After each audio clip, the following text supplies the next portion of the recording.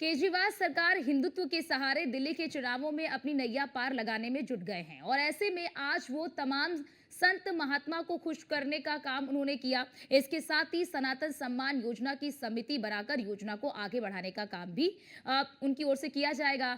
ऐसे वो वहां पहुंचे संत समाज के लोगों से न्यूज़ वन इंडिया ने खास बातचीत की है, आप वो देखिए। संस्कृति और सनातन की बात करने के लिए आज तमाम राजनीतिक दल बड़े बड़े वादे करते हुए नजर आ रहे हैं और इसी के साथ हमारे साथ तमाम महाराज और संत महात्मा यहाँ पर मौजूद हैं, जिनसे हम चर्चा करेंगे और जानने की कोशिश करेंगे कि आखिर जो लोभ लुभावन चीज़ें दी जा रही हैं, क्या ये वाकई लोभ लुभावन योजना केवल चुनावी योजना है या वाकई इनको भरोसा है कि इनके हाथ में कुछ राशि आएगी। हमारे साथ में जगत गुरु योगेश्वराचार्य स्वामी जी मौजूद हैं, जिनसे बात करेंगे और जानने की कोशिश करेंगे। महाराज जी, सीधे सवाल आपसे लूँगी, हर राजनीतिक दल जो है सनातन को लुभाने का प्रयास कर रहा है, चाहे वो भारतीय जनता पार्टी हो, वो हिंदुत्व की राजनीति पे चलती है और अब तो अरविंद केजरीवाल भी सॉफ्ट हिंदुत्व की राजनीति करते हुए नजर आ रहे हैं। क्या लग रहा है कि वाकई आएंगी राशि? देखिए, यद्यपि हमें इस राशि से कोई लालच नहीं है और 18,000 रुपए के लिए मैं मंच साझा नहीं किया हूं और न करूंगा कभी। केवल हम सनातन धर्म की रक्षा की बात आई, सनातन धर्मियों के बारे में इन्होंने सोचा, सनातन धर्म का इन्होंने चिंतन किया। हम सब सनातन चिंतन मंथन के साथ मनन किए उसको, और मनन करने के बाद यह निर्णय लिया गया कि जब उन्होंने आश्वस्त कर दिया कि यद्यपि मेरी जहाँ जहाँ सरकार बनेगी, यहाँ नहीं, यहाँ दिल्ली में तो चलो चुनावी रणनीति है, मैं मान लेता हूँ आपकी, लेकिन पंजाब के लिए भी मैंने कहा कि आपकी सरकार पंजाब में है, क्या आप वहाँ निश्चित करेंगे? उन्होंने कहा, महाराज श्री, मैं आपके अध्यक्षता में, सभी संतों के अध्यक्षता में मैं इस कार्य को पंजाब में भी निर्धारित करूंगा। जी, आप मुझे इस बात का जवाब दे सकते हैं, क्योंकि मैं एक पत्रकार हूँ और आस्था तिवारी हूँ, ब्राह्मण कुल से आती हूँ। ज्ञान और अज्ञानता की जब बात आती है तो ये ऐसा महसूस नहीं होता है कि तमाम राजनीतिक दल जो है चुनावी जुमलेबाजी में सनातन को याद करने लगते हैं और फिर साइड कर देते हैं, क्योंकि 10 साल से ज़्यादा अरविंद केजरीवाल की सरकार है। क्या वाकई ऐसा मन में विचार नहीं आया कि तब क्यों नहीं याद आई इन्हें? देखिए, आपने बहुत ही सुंदर बात कही। ब्राह्मण का द्रोही तो सारा संसार, सारे राजनीति के लोग हो गए हैं।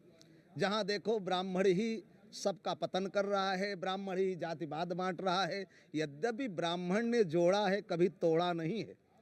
आज शादी विवाह हो, कहार ना आए, घड़ा लेकर के ना आए तो कहन पूजा तुम्हारी नहीं हो सकती। कलश में जल कहार भरता है, पानी भरने वाला चमारिन ना आए, और उसके साथ में छोड़िए नाई ना आए, लोहार ना आए। तो ये बताइए कहाँ किसको तोड़ा गया?